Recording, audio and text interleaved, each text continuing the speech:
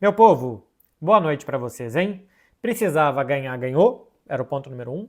Precisava jogar bem, jogou, era o ponto número 2. Precisava fazer muitos gols, porque é o DNA desse time também fez. E acho que até precisava deixar o adversário muitas vezes impedido e até isso conseguiu. Então o Barcelona fez tudo o que tinha que fazer contra o Mallorca. Volta para casa muito mais confiante para dois jogos muito duros que vão ter na sequência, Betis e Borussia Dortmund fora de casa.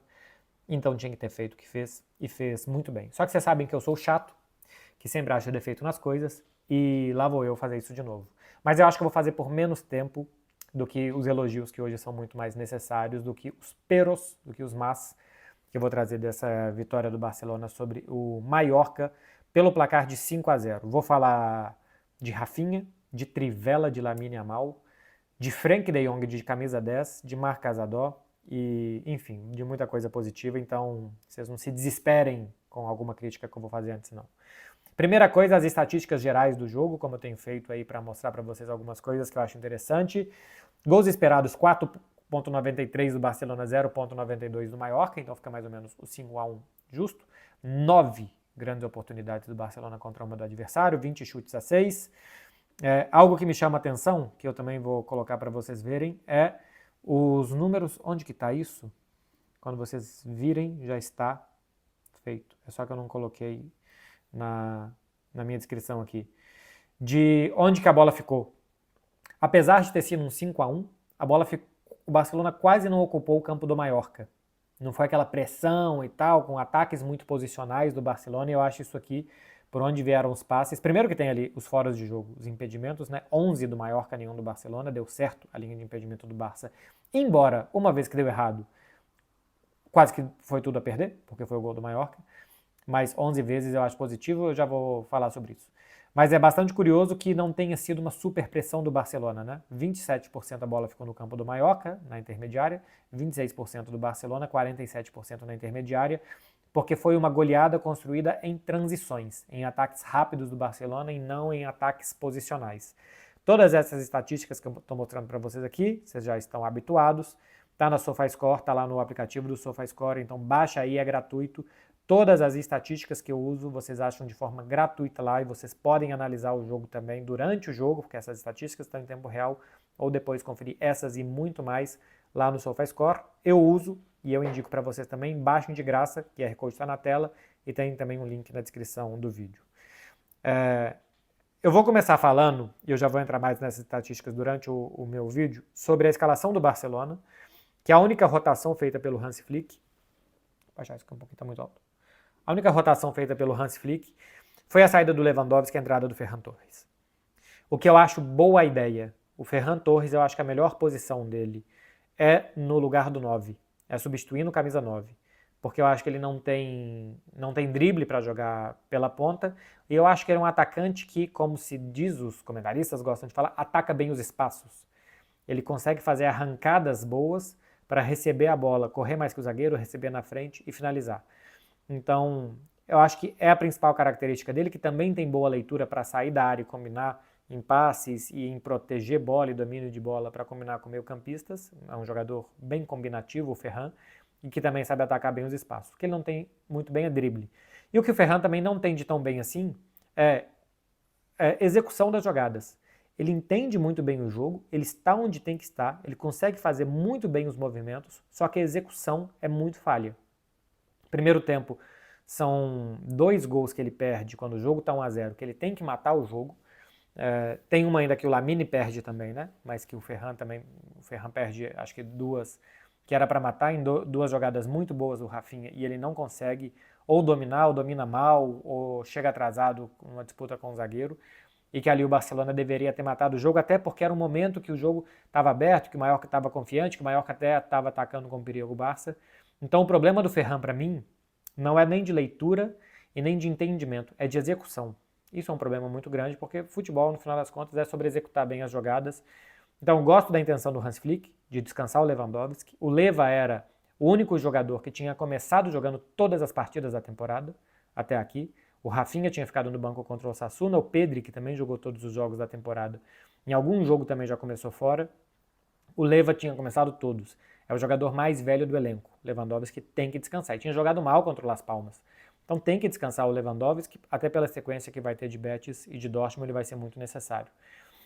Mas o Ferran, apesar do gol, que foi uma atrapalhada, só faltou ali a música dos trapalhões, né, da defesa do Mallorca, apesar disso o Ferran é um desespero, porque você pensa, caramba, se fosse o Lewandowski, esse jogo já tinha acabado. Capacidade de finalização de um ou de outro, e o jogo foi durando muito. O empate do Las Palmas, o empate do Mallorca vem numa jogada que aproveitou muito bem a linha adiantada do Barcelona. Apesar dos 11 impedimentos que teve o Mallorca, eu acho que o Barcelona fez uma linha hoje razoável apenas. Não acho que foi uma super linha de impedimento. Os números, é lógico que me desmentem, mas eu acho que os impedimentos foram, não todos, mas muito deles, por precipitação dos jogadores do Mallorca que entraram muito antes. Quando os jogadores de segunda linha fizeram os movimentos de ruptura, como se diz, né?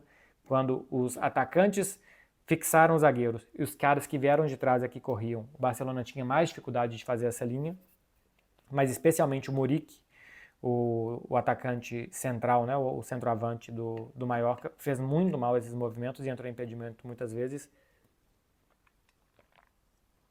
Então as estatísticas do Barcelona são muito boas, de deixar o adversário em impedimento 11 vezes. As sensações para mim não são ruins, mas também não são tão boas assim, tá? São razoáveis em relação à linha de impedimento. Mas tudo bem, 11, né, no final das contas é o que eu tô falando. Eu posso ter achado isso, mas os números me desmentem e eu aceito ser desmentido pelos números. É isso de negativo, tá? A partida do Ferran e o primeiro tempo também, né? Assim, o Rafinha perde um cara a cara e o Lamine também perde uma. Então, os atacantes do Barcelona, acho que especialmente o Ferran, mas os atacantes do Barcelona perderam muitas chances no primeiro tempo e foi quando o jogo ficou vivo.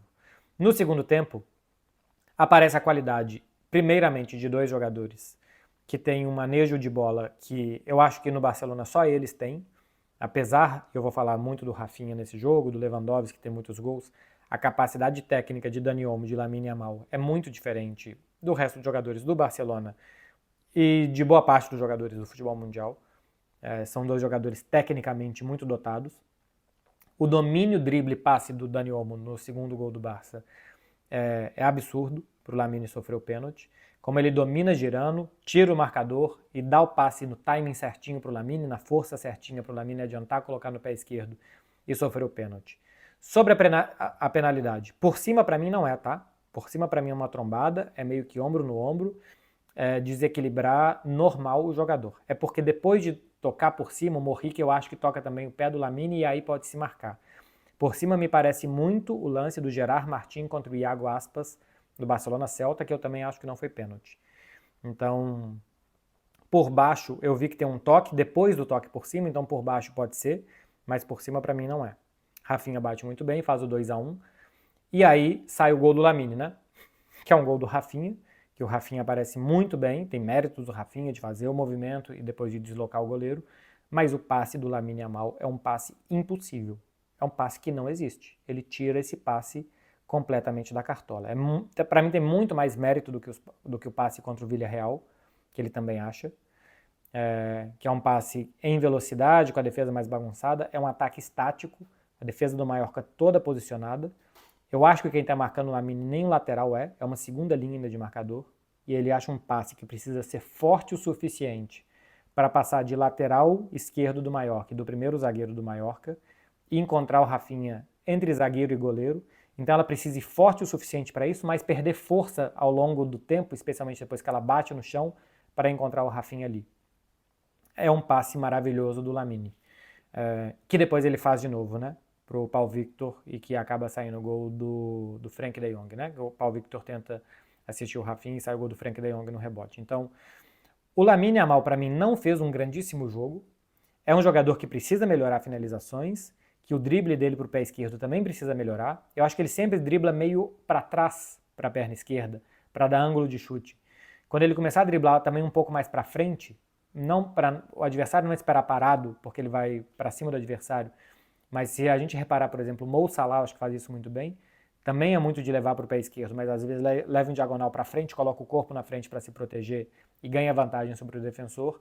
Acho que ele vai começar a levar muito mais vantagem nas jogadas. É normal, né, meu povo? Cá entre nós, é um jogador de 17 anos, com uma temporada e meia de futebol profissional, que já tem 15 gols na temporada, entre gols e assistências, já tem 9 assistências, é o principal assistente do time. É muito mais mérito do que o Lamine. O que eu acho interessante é que mesmo sem fazer um grande jogo, ele dá essa assistência para o Rafinha, ele sofre um pênalti, ele faz a jogada do gol do Frenkie de Jong com um passe muito parecido para o Paul Victor. A leitura de jogadas do Lamine, os timings, os passes, é tudo muito bom. Quando ele melhorar a finalização e esse drible que me parece muito óbvio que ele vai fazer, ele vai ser ainda mais especial, ainda mais letal e vai melhorar ainda mais os seus números. Mesmo sem fazer um grande jogo, ele é capaz de fazer isso tudo. Passado o capítulo Lamine, Rafinha. É uma temporada muito transformadora do Rafinha. Para vocês terem ideia, são 24 gols na temporada, entre gols e assistências. 16 gols, 8 assistências. É o jogador do Barcelona que participou de mais gols. O Lewandowski tem 22 participações, 20 gols, 2 assistências. E o Lamine tem 15 participações, 6 gols, 9 assistências. O Rafinha já tem a sua melhor temporada da carreira. E eu nem estou contando seleção, estou só comparando clube com clube. Até então tinha sido pelo Sporting de Portugal, na temporada 17-18, ou seja, 8 temporadas atrás, quando ele participou de 23 gols, com 15 gols e 8 assistências. A parada é que com o Sporting ele tinha feito essas 23 participações em 43 jogos, que dá uma média de mais ou menos participar de um gol a cada 2 jogos, né? 23 participações em 43. Nessa temporada ele tem 24 em 21 jogos. Ele tem mais participações em gols na metade das partidas disputadas. E ele fez contra o Mallorca 2 gols fáceis em teoria, porque bateu um pênalti e completou um cruzamento perfeito do Lamine, mas se a gente for olhar aí, eu vou colocar na tela para vocês verem, ele foi o jogador que teve o melhor aproveitamento de passes do jogo, tirando os caras que jogaram poucos minutos, né? Firmin, o Dani Rodrigues, que jogou 22 minutos, acertou 10 passes de 10 e tal. Dos caras que jogaram mais minutos, o Rafinha jogou 87, ninguém teve um aproveitamento como o dele. 93% de passes de acerto para um atacante que joga na zona mais difícil, onde mais se erra passes, onde tem menos espaço, onde mais se arrisca, é uma doideira. E ainda 4 passes-chave. Ainda deu 4 passes que geraram uma jogada perigosa para o Barcelona. Foi o jogador da partida que mais passes-chave deu durante todo o jogo, o Rafinha. Então, a capacidade... Só colocar outro telefone no... Não perturbe, porque está perturbando.